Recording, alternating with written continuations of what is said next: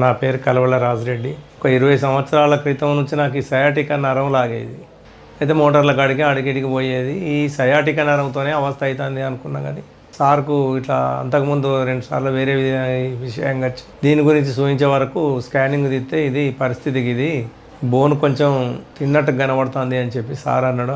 20 ఏమగా ఇక నేను స్కానింగ్లు తీసినాక అది కరెక్ట్ అయిన రిజల్ట్ వచ్చింది. తొంటి నొప్పితోని నడవలేకపోతానా, ఒక్క అడుగు వేయాలన్నా కట్టెపట్టుకొని నడుచుడు అవుతుంది, పండుకోలేకపోతానా, నిలబడలేకపోతానా, అవస్థ బాగా అవుతుంది. అందుకోసమే ఇక మరి సర్జరీ చేయాలంటూ వచ్చిన. నేను బుధవారం సాయంత్రం 5 గంటలకు జాయిన్ అయినా. తెల్లారిగాక మరోనాడు ఆపరేషన్ జరిగింది.